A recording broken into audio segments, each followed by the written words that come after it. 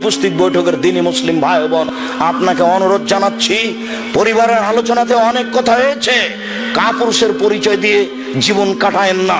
আপনার কারণেই জাতি ক্ষতিগ্রস্ত হয়েছে। ওই যে মেয়েটা এখন মাথায় কাপড় দিয়ে নেই, শীতের দিনে জবাব আমি দিব? জন্ম দিয়েছেন আপনি, জবাব আমি দিব কেন?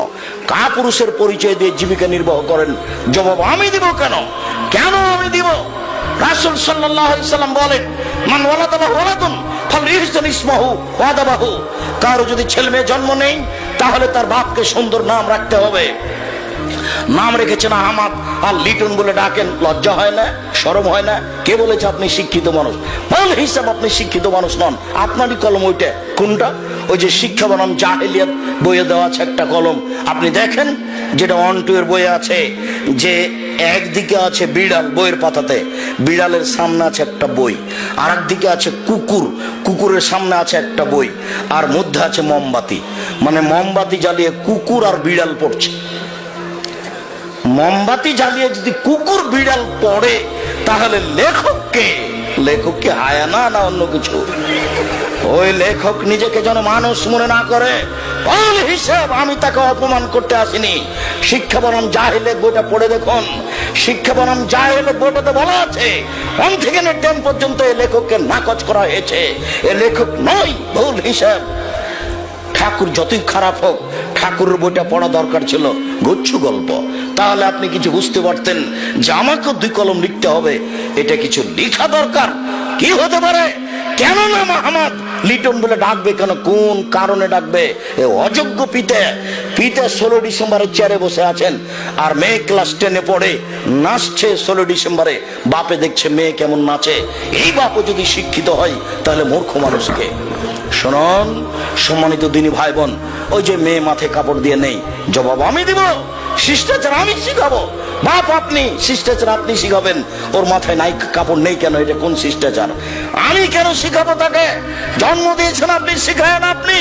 3 শ্রেণীর মানুষ জান্নাতে যাবে না, তার মধ্যে আপনি আছেন। 3 শ্রেণীর মানুষ জান্নাতে যাবে না, তার মধ্যে আপনি আছেন। 3 শ্রেণীর মানুষ জান্নাতে যাবে না, তার মধ্যে আপনি আছেন। আমি অনুবাদক। মুহাম্মদ সাল্লাল্লাহু আলাইহি সাল্লাম বলেন, সালাসাতুন লা তাদখুলুনা জান্নাতা আবাদা। 3 শ্রেণীর মানুষ কখনো জান্নাতে যাবে না। 1, মধুমিনুল খামর, যারা নিয়মিত বিড়ি, তামাক, জর্দা, সিগারেট, গুল, নেশাদার দ্রব্য খায়, পান করে। 2, আর রাজারাতু মিনান নিসায়ে, পুরুষের বেশধারী নারী, যারা পুরুষের জুতা স্যান্ডেল পরে, যারা পুরুষের শার্ট প্যান্ট পরে, যারা পুরুষের পোশাক পরে, তারা জাহান্নামে যাবে। 3, দায়ুস আপনি। দায়ুস কে? আল্লাযী ইউকিরু ফি আহলিল খাবাসা, যে তার বাড়িতে বেহায়ার সুযোগ দিয়েছে, সে হলো দায়ুস। বোকা মেয়ে, তুমি ক্লাস 10-এ পড়ো, তোমার লজ্জা হয় না কেন? এদিকে শোনো, কথা বলছো কেন? এদিকে শোনো, তুমি ক্লাস 10-এ পড়ো।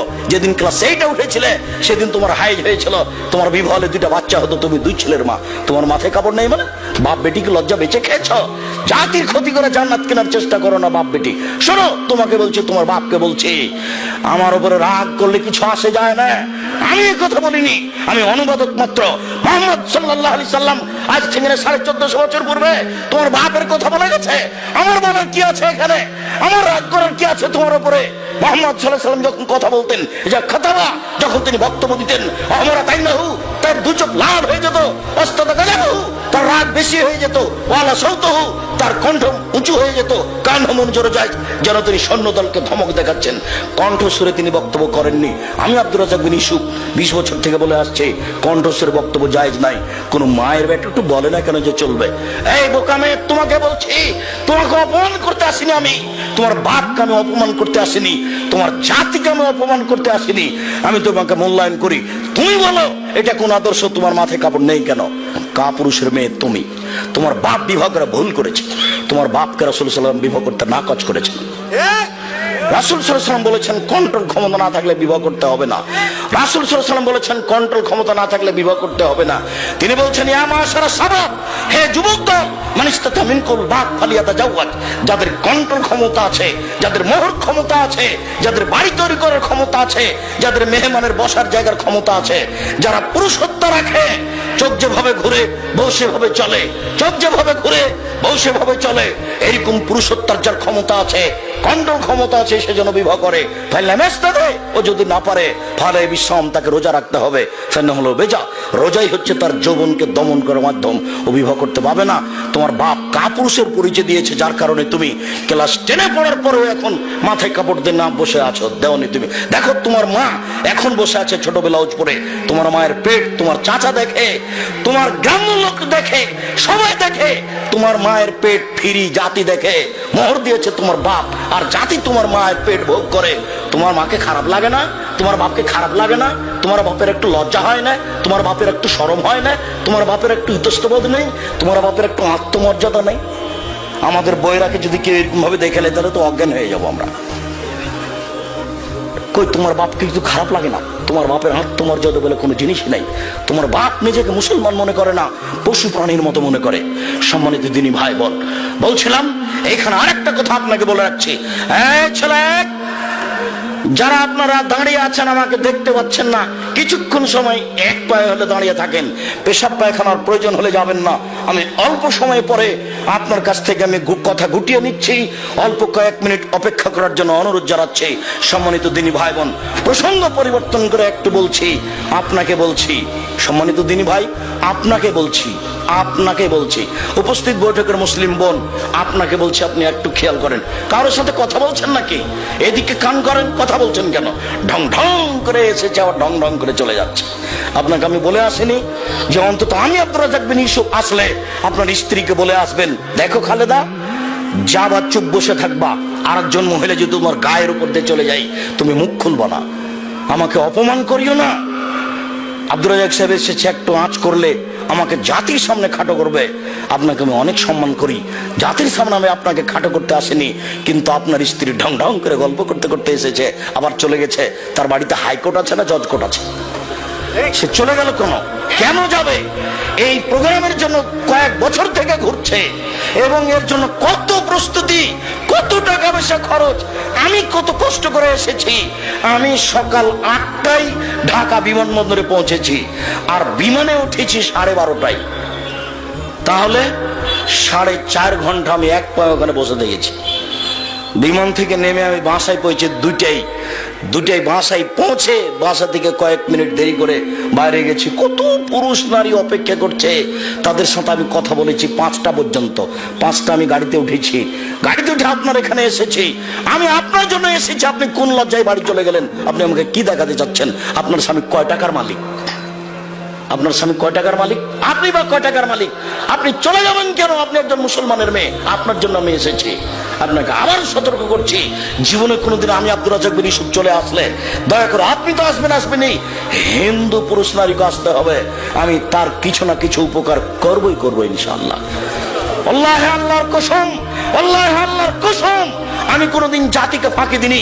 90 সাল থেকে এখন পর্যন্ত কোনোদিন অপ্রয়োজনীয় বাক্য বলিনি। আমি যদি জাতির রাস্তাঘাট করে দিতে না পারি, জাতির যদি স্কুল কলেজ করে দিতে না পারি, জাতিকে আমি চূড়ান্ত সঠিক ধর্ম দিতে পারবো ইনশাআল্লাহ। ধর্মের ব্যাপারে জাতিকে ফাঁকি দিয়ে আমি পরকাল হারাতে রাজি নই। অতএব আপনাকে আমি আবারও সোচ্চার সাবধান হওয়ার জন্য অনুরোধ জানান। আপনাকে আমি এদিকে খেয়াল করতে বলছি, আপনি শোনেন। জাবের রাদিয়াল্লাহু তাআলা আনহু বলেন, আমি আল্লাহ রাসূলের সাথে যুদ্ধ করে আসছিলাম, মদিনায় ঢুকবো, তখন আল্লাহ রাসূল বলছেন, উপস্থিত জনগণ শোনো, তোমরা মদিনার বাইরে এখানে অবস্থান করো, আমরা রাতে প্রবেশ করব না, সকালে প্রবেশ করব।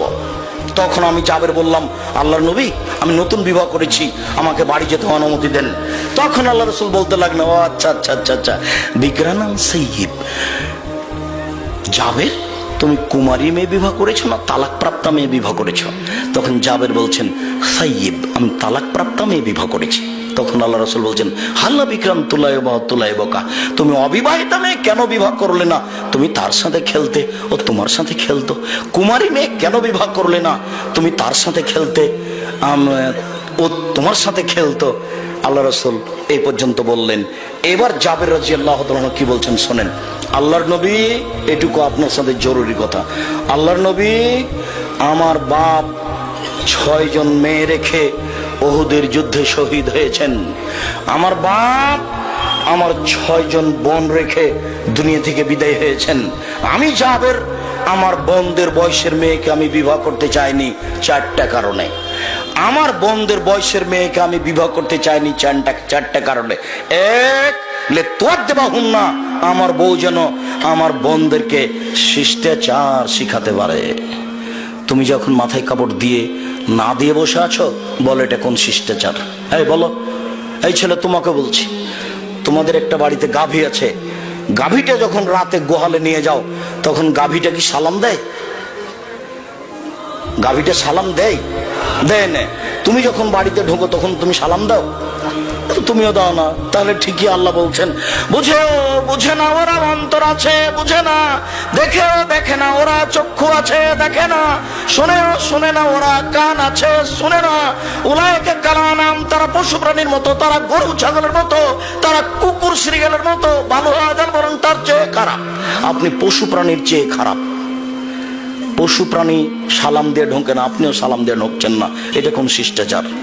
এই মেয়ে, তোমার ছোট ভাই এখন বসে আছে, এই যে প্যান্টটা টাকনোর নিচে আছে, তোমার মা জানে না যে প্যান্ট টাকনোর নিচে গেলে ও জাহান্নামে যাবে?